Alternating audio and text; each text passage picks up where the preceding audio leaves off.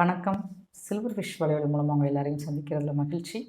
மன்னித்தல் அப்படின்ற ஒன்று நிகழணும் அப்படின்னா, மன்னிக்கிற ஒருத்தர், மன்னிக்கப்படுற ஒருத்தர், இப்படி 2 பேர் இருக்கணும் அப்படின்னு நம்ம எல்லாரும் நினச்சிட்டு இருக்கோம். அப்படி இல்லையாம். அதே மாதிரி இப்போ ஒருத்தர் மன்னிச்சிடுறாரு இன்னொருத்தரை அப்படின்னா, அவர் மன்னிக்கிறவர் ரொம்ப வீக்கானவர் அப்படின்னு சொல்லி நம்ம நினச்சிட்டு இருக்கோம்.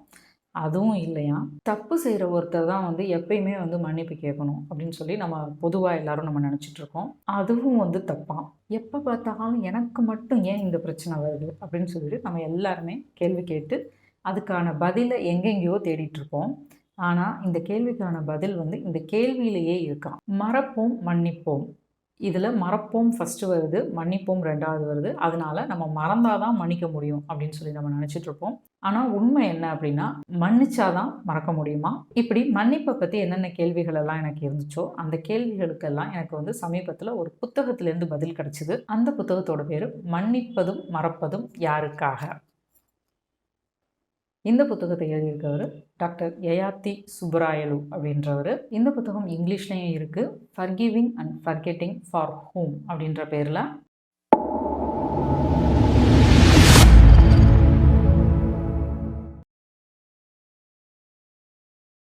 மன்னிப்பு அப்படின்ற ஒரு விஷயத்தை யோசித்தோன்னே நம்ம மனசுக்குள்ளே என்னென்ன கேள்விகள் வருதோ எல்லாத்துக்குமான பதிலையும் ரொம்ப அழகாக இந்த புத்தகம் சொல்லியிருக்கு. இன்னொன்று மன்னிப்பு அப்படின்னாலே யாரோ வயசானவங்க பண்ணுறது, தப்பு பண்ணவங்க மட்டும்தான் செய்யணும் அப்படின்னு சொல்லிட்டு பல விஷயங்களை நம்ம மண்டைக்குள்ள வச்சுருக்கோம் இல்லையா? அது எல்லாத்தையும் இந்த ஆத்தர் உடைச்சிடுறாரு. ஸோ சின்ன வயசுலேருந்து வயசு வாரியாக எழுதியிருக்காரு. ஒரு குறிப்பிட்ட வயசு வரைக்கும் இப்போ 5 வயசுலேருந்து 7 வயசு வரைக்கும் இருக்காங்க அப்படின்னா அவங்க மன்னிக்கணும், மன்னிப்பை பழகணும் அப்படின்னா என்னெல்லாம் செய்யணும். 7 வயசுக்கு மேலே இருக்கவங்க மன்னிப்பை பழகணும், மன்னிக்கணும், இயல்பாக மன்னிக்கணும் அப்படின்னா என்னெல்லாம் செய்யணும் அப்படின்னு சொல்லிட்டு ஒவ்வொரு வயசில் இருக்கவங்களும் எப்படி மன்னிப்பை ஒரு பழக்கமாக நமக்குள்ளே கொண்டு வர முடியும் அப்படின்னு சொல்லி எழுதியிருக்காரு. அதே மாதிரி இப்போ ஒரு விஷயம் நடந்துருச்சு அப்படின்னா அதை நம்ம மறந்து அதுக்கப்புறம் மன்னிக்கிறது நடக்கும் அப்படின்னு சொல்லிட்டு நம்ம பொதுவாக நம்ம நினச்சிட்டு இருக்கோம். அப்படி கிடையாதான். மன்னிக்கிறது அப்படின்றது நடக்கணுமா முதல்ல. அது நடந்ததுக்கப்புறம் மறக்கிறதுன்றது அதுக்கடுத்து அதுவாகவே நிகழுமா. இப்போ ஒரு இன்சிடென்ட் நடக்கும்போது ஒருத்தவங்க மன்னிச்சு விட்டுறாங்க இன்னொருத்தரை அப்படின்னா நம்ம பொதுவாக என்ன நினைக்கிறோன்னா அவங்க ரொம்ப வீக் ஆனவங்க அப்படின்னு நினைக்கிறோம். அப்படி கிடையாதான். அந்த மன்னிக்கிறவங்களுக்கு தான் ரொம்ப அளவுக்கு அதிகமான ஒரு தைரியமும் தன்னம்பிக்கையும் இருக்கும் அப்படின்னு சொல்லி சொல்கிறாரு. இப்போ ஒருத்தரை நம்ம மன்னிக்கிறோம் அப்படின்றதுனால அவர் செஞ்சதை நம்ம அப்படியே ஏற்றுக்கிறோம், இல்லை அவரோட நமக்கு இருக்கிற உறவை நம்ம சரி செஞ்சுட்டோம், இப்படியெல்லாம் அர்த்தம் கிடையாதான். இன்னொருத்தவங்களோட செயலில் முழுமையாக நமக்கு உடன்பாடே இல்லை, அது நமக்கு பிடிக்கவே இல்லை அவங்க செய்கிறது அப்படின்னா கூட நம்மளால் அவங்கள மன்னிக்க முடியுமா? மன்னிக்கிறது அப்படின்றது ஒவ்வொருத்தவங்களோட மனசில் நடக்கிற விஷயமா. அதுக்கு இன்னொருத்தவங்கலாம் தேவையே இல்லையா. மன்னிப்பு நம்ம இன்னொருத்தவங்க போய் கேட்கணும் அப்படின்றதெல்லாம் அவசியமே இல்லையா. நமக்குள்ள நடக்கிற ஒரு விஷயம் மன்னிப்பு அப்படின்றது. எப்போ நம்ம ஒருத்தரை மன்னிக்க தயாராக இல்லையோ அப்போ பழிவாங்கிற ஒரு சூழ்நிலைக்கு நம்ம போயிடுறோம்னு அர்த்தம். ரிவெஞ்ச் மூடுக்கு போயிடுறோம்னு அர்த்தம். இப்போது பழிவாங்க நம்ம தயாராகிட்டோம் அப்படின்னாலே நம்ம 2 குழி வெட்டுறோமா. ஒன்று நமக்கு, இன்னொன்று நம்மளுடைய எதிரிக்கு. ஸோ அது நம்ம உடம்பை ரொம்ப பாதிக்கும். அதே மாதிரி மன்னிக்க நம்ம தயாராகிட்டோம், மன்னிச்சிட்டோம் அப்படின்னா நம்ம உடம்புல அவ்வளோ ஒரு நன்மைகள் நடக்குமா. ஸோ இதையெல்லாம் சயின்டிஃபிக்காக சில எக்ஸாம்பிள்ஸோடு கொடுத்துருக்காரு. பொதுவாக நம்மளால் ஏன் மன்னிக்க முடியல அப்படின்னா, மன்னிக்கணும் அப்படின்னாலே என்னமோ நம்மளுடைய செல்ஃப் எஸ்டீம் போகிற மாதிரி, என்னுடைய அடையாளமே போகிற மாதிரி, என்னுடைய பெருமையே போகிற மாதிரி நம்ம இப்படிலாம் நம்ம ரொம்ப நம்மளை நினச்சிக்கிறோம். மன்னிச்சுட்டா நம்ம ரொம்ப ரொம்ப அசிங்கப்படுற மாதிரி இன்னொருத்தவங்கள்ட்ட இப்படிலாம் நம்ம நினைக்கிறோம். அதனால தான் நம்மளால் மன்னிக்க முடியல. இந்த ஒரு எண்ணம் நமக்கு சைல்டுஹுட்லேருந்தே நமக்கு வருது அப்படின்னு சொல்கிறாரு. ஸோ மன்னிக்கணும், ஒரு சந்தோஷமாக ஒரு நல்ல ஒரு எண்ணத்தோடு நம்ம மன்னிக்கணும் அப்படின்னா அதுக்கு ஒரு பெரிய மெச்சூரிட்டி வேணுமா. அதை அடையிறதுக்கு சில டிப்ஸும் கொடுக்குறாரு. என்ன அப்படின்னா, நம்ம விழிப்புணர்வை வளர்த்துக்கணுமா, நன்றி உணர்வை வளர்த்துக்கணுமா. அதே மாதிரி நம்ம சைடு ஏதாவது தப்பு இருந்தது ஒரு விஷயத்தில் அப்படின்னா நம்ம தப்பை ஒத்துக்கிற தன்மை. இன்னொருத்தவங்க யாராவது நமக்கு நல்ல ஒரு சஜஷன் இல்லை ஐடியாஸ் இல்லை நமக்கு ஒரு அட்வைஸ் இதெல்லாம் கொடுக்குறாங்க அப்படின்னா அதை நம்ம சரியாக இருக்க பட்சத்தில் நம்ம அதை ஏற்றுக்க பழகணுமா. ஸோ இந்த மாதிரி விஷயங்கள்லாம் நம்ம ப்ராக்டிஸ் பண்ணும்போது மன்னிக்கிறது அப்படின்றது நமக்கு ரொம்ப இயல்பாக நமக்குள்ளே வர ஆரம்பிக்குமா. இப்போ ஒவ்வொரு மனிதருக்கும் மெமரி அப்படின்ற ஒன்று இருக்கும், நினைவகம் அப்படின்ற ஒன்று இருக்கும். அதில் எதை நம்ம போட்டாலும் அது சேமித்து வச்சுக்கும். சரியா? நம்ம எதை போடுறோன்றது தான் முக்கியம். ஆனால் நம்ம என்ன பண்ணுறோம் அப்படின்னா, என்றைக்கோ ஒரு நாள் நமக்கும் இன்னொருத்தவங்களுக்கும் நடந்த சண்டை, பிரச்சனை, நம்மளை யாராவது ஹெல்ப் பண்ணியிருப்பாங்க, இது எல்லாத்தையும் நம்ம சேமித்து வச்சுப்போம் அதில். ஆனால் வந்து நேற்று ஒருத்தர் நம்மளை பாராட்டியிருப்பார், முந்தா நேற்று ஒருத்தர் கூட நம்ம நல்ல ரிலேஷன்ஷிப்பில் இருந்திருப்போம், சந்தோஷமாக இருந்திருப்போம். அதையெல்லாம் அந்த மெமரியில் நம்ம வந்து சேமிக்கிறது கிடையாது.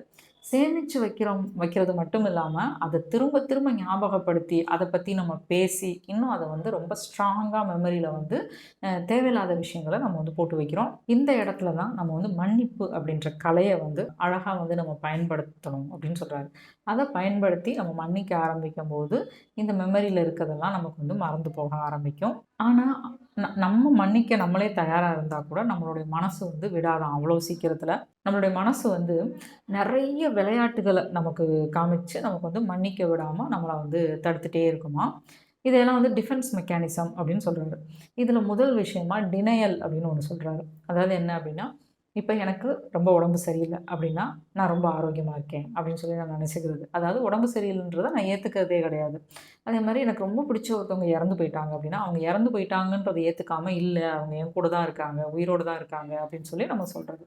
அப்போ இந்த மாதிரி ரியாலிட்டி என்ன, உண்மை என்னவோ அதை ஏற்றுக்காமல் மறுக்கிறது, இதை தான் வந்து டினையல்னு சொல்கிறாரு. இது வந்து நம்ம மன்னிக்க முடியாமல் போகிறதுக்கு இதுவும் ஒரு முக்கியமான காரணம் அப்படின்னு சொல்கிறாரு. இதே மாதிரி டிஸ்பிளேஸ்மெண்ட் அப்படின்ற ஒரு விஷயத்த சொல்கிறாரு. இப்போ எனக்கு ஆஃபீஸில் ஒருத்தர் கூட கோபம் இருக்குது, அந்த கோபத்தை நான் அவர்கிட்ட காமிக்க முடியாததுனால நான் வீட்டில் வந்து இன்னொருத்தர்கிட்ட வந்து நான் காமிக்கிறது, இதை வந்து டிஸ்பிளேஸ்மெண்ட்னு சொல்கிறாரு. இந்த மாதிரி இன்னும் ஒரு சில விஷயங்களை சொல்கிறாரு. இப்போ நமக்குள்ளே பொறாமப்படுற ஒரு குணம் இருக்குன்னு வச்சுக்கோங்க. நம்ம வந்து மற்றவங்கள அவங்க ரொம்ப பொறாமப்படுறாங்க அப்படின்னு சொல்லிட்டு கம்ப்ளைண்ட் பண்ணுவோம். அதாவது நம்மள மாதிரியே எல்லாரையும் பார்க்க ஆரம்பிப்போம். அதே மாதிரி சின்ன வயசில் நமக்கு வந்து நம்ம பேரண்ட்ஸ் மேலேயோ யார் மேலேயோ நமக்கு வந்து ஏதாவது ஒரு கோவம் ஏதாவது ஒன்று இருக்கும். அதை கம்ப்ளீட் பண்ணாமல் அதை உள்ளேயே இருக்கும். அதை வச்சுக்கிட்டே நம்ம வந்து நம்மளுடைய டெய்லி ஆக்டிவிட்டீஸில் நம்ம வந்து கவனத்தை செலுத்திகிட்டே இருப்போம். இப்போ அது என்ன ஆகும்னா உள்ளே இருந்துகிட்டே இருக்கும். அவங்கள நம்ம மன்னிக்கவும் இல்லை, அதை எப்படி அதை கரெக்டாக ஹேண்டில் பண்ணுமோ பண்ணாமல் அது உள்ளேயே இருந்துகிட்ருக்கும். இது எல்லாமே மன்னிக்கிறதுல நமக்கு இருக்கிற தடைகள். நம்மளை மன்னிக்க விடாமல் இதெல்லாம் நம்மளை வந்து ஸ்டாப் பண்ணுது அப்படின்னு சொல்கிறாங்க. அதுக்கப்புறம் எப்பயுமே எனக்கு மட்டும் ஏன் பிரச்சனை வருது, எப்பயுமே எனக்கு மட்டும் ஏன் இந்த மாதிரிலாம் நடக்குது அப்படின்னு சொல்லிட்டு நம்ம எல்லாருமே கேள்வி கேட்போம். ஸோ இந்த கேள்விக்கான பதில் இந்த கேள்வியிலேயே இருக்குது. அந்த கேள்வியவே திரும்ப படிங்க அப்படின்னு சொல்கிறாங்க. அதாவது எப்பயுமே நமக்கு ஒரு பிரச்சனை வந்துச்சுன்னா எப்போ வந்துச்சு, ஏன் வந்துச்சு அப்படின்னு சொல்லி நம்மளுடைய பிரச்சனையை நம்ம அனலைஸ் பண்ணி பார்க்கும்போது நமக்கே வந்து விடை கிடைக்குமா. ஒவ்வொரு பிரச்சனையும் நமக்கு ஒரு லேர்னிங்கை கொடுக்கறதுக்காக தான், ஒரு புரிதலை கொடுக்கறதுக்காக தான் வருது.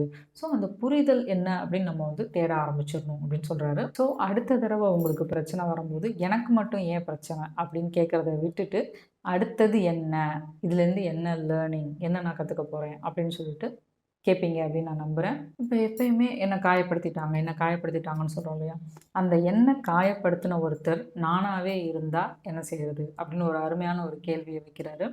அப்போது என்னையை நான் ஃபஸ்ட்டு மன்னிச்சா மட்டும்தான் அந்த காயத்தை நான் வந்து மறக்க முடியும். ஸோ மன்னிக்கிறது தான் முதல்ல, மறக்கிறது அடுத்தது அப்படின்னு சொல்கிறாரு. அதே மாதிரி மறக்கிறதுன்னு வரும்போதும் எனக்கு அது ஞாபகத்தில் இருந்துகிட்டே இருக்குது அப்படின்னு நம்ம சொல்கிறோம் அப்படின்னா எதையெல்லாம் ஞாபகத்தில் வச்சுக்கணும்னு டிசைட் பண்ணுறதும் நம்ம தான். இதெல்லாம் வச்சுக்கலாம், இதெல்லாம் வச்சுக்க வேணாம்னு சொல்லிட்டு நம்மளே டிசைட் பண்ணிக்கலாம் அப்படின்னு சொல்கிறாரு.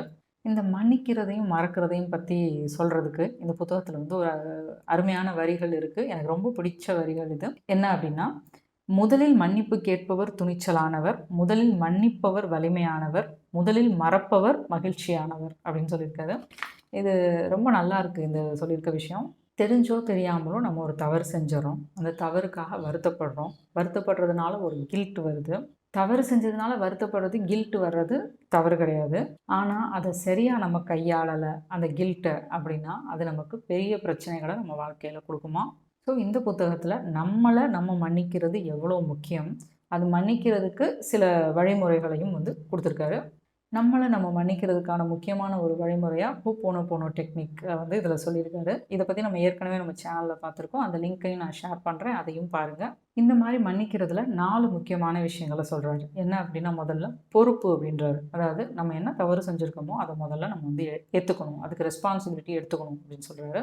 அடுத்தது வருந்துதல். அதாவது நம்ம செஞ்ச தவறுக்காக நம்ம வந்து வருத்தப்படுறது, உண்மையாகவே ஃபீல் பண்ணி வருத்தப்படுறது 2வது விஷயம். 3வதாக மறுசீரமைப்பு அப்படின்னு சொல்கிறாரு. அதாவது நம்மளுடைய தவறுகளை சரி செஞ்சு உடைஞ்ச அந்த உறவுகளை சரி பண்ணுறதுக்கு நம்ம செய்கிற முயற்சிகள். அடுத்தது புதுப்பித்தல். அதாவது வந்து அந்த உறவை சரி செஞ்சதுக்கப்புறம் ஒரு லேர்னிங் இருக்கும் இல்லையா, இந்த ஒரு தவறு இப்படி செஞ்சதுனால நமக்கு இது நடந்துச்சு அப்படின்ற அந்த லேர்னிங்கை வந்து நம்ம எடுத்துக்கணும். இந்த மாதிரிலாம் நம்ம செய்கிறதுனால நமக்கு வந்து நல்ல முன்னேற்றம், நல்ல ஒரு பாசிட்டிவ் சேஞ்சஸ் வந்து நம்ம வாழ்க்கையில் வந்து நடக்க ஆரம்பிக்கும் அப்படின்னு சொல்கிறாரு. ஸோ ஸோ இந்த மன்னிப்பு அப்படின்ற கலைய சின்ன வயசுலேருந்து 3 வயசுலேருந்து நம்ம எப்படி சொல்லிக் குடுக்குறது? படங்கள் மூலம், கதைகள் மூலம் இந்த மாரி சின்ன குழந்தைங்களுக்கு எப்படி சொல்லி தரணும்? 5 வயசுக்கு மேல எப்படி சொல்லி தரணும்? அப்படின்னு சொல்லிட்டு 18 வயசு வரைக்கும் எப்படி கத்துக் குடுக்கலாம்? அப்படின்னு சொல்லிட்டு எக்ஸ்பிளைன் பண்ணியிருக்காரு. நம்ம எல்லாருமே நம்ம வாழ்க்கையில நம்ம வந்து மத்தவங்கள மன்னிக்காதனாலயும், நம்மள மத்தவங்க மன்னிக்காதனாலயும் நம்ம வந்து நெறைய பிரச்சனைகள ஃபேஸ் பண்ணிட்டுருப்போம். ஸோ நம்மளுடைய அடுத்த தலைமுறைக்கு அந்த வாய்ப்ப வந்து நம்ம குடுக்கணும். மன்னிக்கிறத கத்துக்கிறதுக்கான வாய்ப்ப வந்து நம்ம குடுக்கணும். அதுக்கு நம்ம முதல்ல முன்மாதிரியா இருக்கணுமாம். அடுத்தது வந்து மன்னிக்கும் சிகிச்சை, அதாவது ஃபர்கிவ்னஸ் தெரப்பி அப்படின்றத பத்தி சொல்றாரு. இப்ப நம்ம மன்னிக்க முடியாம, இல்ல வந்து நம்மள யாரோ மன்னிக்காதனால நம்ம பாதிக்கப்பட்டிருக்கோம் அப்படின்னா, நம்ம வந்து பொதுவா ஒரு கவுன்சிலர் கிட்ட ஒரு தெரப்பிக்காக நம்ம போவோம் இல்லையா? அப்ப என்ன மாதிரி அவங்க சிகிச்சை குடுப்பாங்க அப்படின்னு சொல்லி அத பத்தி சொல்லியிருக்காரு. முதல் கட்டமா நம்ம வந்து அவங்க மனசுல இருக்க எல்லாத்தையும் வெளிப்படுத்துறதுக்கு ஒரு வாய்ப்பு குடுப்பாங்க. அடுத்தது அவங்களுடைய மனநிலைய கொஞ்சம் கொஞ்சமா மாத்தி, அவங்கள மன்னிக்க தயாராக்கி, மன்னிக்க செய்வாங்களாம். கடைசியா இந்த மன்னித்தல் மூலம் அவங்களுக்கு என்ன நேர்மறையான மாற்றங்கள் அவங்களுக்கு வாழ்க்கையில கிடைச்சது அப்படின்னு சொல்லி புரிய வைப்பாங்களாம். ஸோ அது புரியும்போது தான் மன்னிப்போட வலிமை வந்து உங்களுக்கு புரிய ஆரம்பிக்கும். இந்த மன்னிப்பு சிகிச்சையில இன்னும் சில இன்ட்ரஸ்டிங்கான டெக்னிக்ஸ் சொல்லியிருக்காரு. என்ன அப்படின்னா, அனுப்பப்படாத கடிதம் அப்படின்னு சொல்லி ஒரு டெக்னிக் சொல்லியிருக்காரு. அதாவது இப்ப யாரையாவது நம்ம மன்னிக்கணும்னு நெனைக்கிறோம், இல்ல மன்னிப்பு கேட்கணும்னு நெனைக்கிறோம். ஆனா டைரக்ட்டா அத பண்றதுக்கு பதிலா நம்ம வந்து ஒரு கடிதம் மாரி என்னென்னலாம் நம்ம பேசணும்னு நெனைக்கிறோமோ, அத முழுவதுமா அதில எழுதி யாருக்கும் அனுப்ப தேவையில்ல. ஸோ இப்படி நம்ம மனசுல இருக்கிறத ஃபுல்லா எல்லா எண்ணங்களையும் இப்படி நம்ம எழுதும்போது, நம்மளுடைய உணர்ச்சிகள் வந்து குறையத் தொடங்கும் அப்படின்னு சொல்றாங்க. இன்னும் இதே மாரி மன்னிக்கிறதுக்கான நெறைய இன்ட்ரஸ்டிங்கான டெக்னிக்ஸ வந்து இந்த புத்தகத்தில வந்து சொல்லியிருக்காரு. ஸோ அதையெல்லாம் நீங்க புத்தகத்த கண்டிப்பா வாங்கி படிச்சு தெரிஞ்சுக்கோங்க. மொத்தத்தில இந்த புத்தகத்த பத்தி சொல்லணும் அப்படின்னா, மன்னிக்கிறது அப்படின்றத நம்ம என்னென்னமோ நெனைச்சிட்டு இருந்திருப்போம். அது எல்லாத்தையும் உடைச்சு மன்னிக்கிறது அப்படின்றது ரொம்ப ஒரு அழகான விஷயம். ரொம்ப ஒரு நேர்மையான விஷயம் அப்படின்னு சொல்லி இந்த புத்தகம் வந்து நமக்கு ரொம்ப அழகா புரிய வைக்குது. இந்த மாரி மன்னிக்கிறத பத்தியும், மறக்கிறத பத்தியும் நமக்கு வந்து நெறையா கேள்விகள் இருக்கும். ஸோ இந்த புத்தகத்துடைய ஆசிரியர் டாக்டர் யயாதி சுப்பராயலு அவர்கள நம்ம கூடிய சீக்கிரம் சந்திச்சு, நம்மளுடைய கேள்விகள வந்து கேட்க போறோம். மன்னிக்கிறத பத்தியும், மறக்கிறத பத்தியும் இன்னும் வந்து நம்ம நெறைய டீப்பரா நம்ம தெரிஞ்சுக்க போறோம். இந்த புத்தகத்த பத்தியோ, இல்ல மன்னிக்கிறத பத்தி, மறக்கிறத பத்தி என்ன கேள்விகள் உங்களுக்கு இருந்தாலும் கமெண்ட்ஸ்ல வந்து நீங்க சொல்லுங்க. அந்த கேள்விகளையும் நம்ம அவர்கிட்ட கேட்டு நம்ம ஆன்சர் வாங்கிக்கலாம். இதே மாதிரி ஒரு அழகான பதிவோட நான் உங்கள மறுபடியும் சந்திக்கிறேன். வாசிப்பை நேசிப்போம், அன்பை சுவாசிப்போம், பிரபஞ்சத்தை அன்பால் நிறைப்போம், அடுத்த தலைமுறைகளை காப்போம். ஒருத்தரை மன்னிக்கிறதுக்கு அவங்க இருக்கணும்னு அவசியமே கிடையாது. ஏன்னா அது நடக்க போறது இங்க. ஸோ நம்ம ஒருத்தருக்கு மன்னிப்பு கேட்கணும்ன்ற முடிவு பண்ணிட்டு நம்ம போய் கேட்டுடலாம். ஏன்னா மன்னிக்கிறது உங்களுக்காக, அவங்களுக்காக கிடையாது. அதாவது என்னன்னா இந்த பர்சன் நம்மள ஹர்ட் பண்ணுவான்னு தெரியும். நீங்க ஹர்ட் ஆனாதான் அதோட விளைவு வந்து கம்ப்ளீட் ஆகுது. நீங்க ஹர்ட்டே ஆகலைன்னா அதோட விளைவு வந்து கம்ப்ளீட் ஆகுது. இப்ப நான் உங்களை திட்டுறேன், நீங்க கோவப்பட்டீங்கன்னா எனக்கு அது வெற்றி. நீங்க கோவமே படல, அமைதியா இருக்கீங்க. ஸோ இந்த மாதிரி இருக்கும்போது அந்த ஆப்போசிட் பர்சன் வந்து யோசிக்க ஆரம்பிப்பான். என்னடா அது நம்ம கோவப்படுறோமே, திட்டுறோமே, ஏன் இவங்க வந்து ஹர்ட்டே ஆகலை, என்ன நடக்குது? அதாவது மன்னிப்பு கேட்டா எல்லாமே சரியாயிடுமா அப்படின்னா ஆகாது. நிறைய விஷயம் நிறைய நேரங்கள் ஆகாது. பட் மன்னிப்பு கேட்டா என்ன சரியாகும்னா அட்லீஸ்ட் அந்த ஒரு கில்ட் ஃபீலிங்ல இருந்து நீங்க வெளியே வருவீங்க. ஆனா ரொம்ப ரொம்ப முக்கியமான ஒரு விஷயம் என்னன்னா, இதுல நீங்க மற்றவங்களை மன்னிக்கிறீங்களோ இல்லையோ, உங்களை நீங்க மன்னிக்கல அப்படின்னாக்கா உங்களால ஒரு முழுமையான ஒரு மனிதரா இருக்க முடியாது. பாஸ் வந்து உங்களை பர்சனலா சொல்லல, அந்த பொசிஷன்ல இருக்க உங்ககிட்ட தான் சொல்லியிருக்காருன்றதை நம்ம ஏத்துக்கிறதுக்கு அந்த மைண்ட்ன்றது நம்ம வளர்த்துக்கிட்டாலே அந்த பாதி பிரச்சனைகள் அங்கேயே சால்வ் ஆயிடும். Work is work, nothing personal.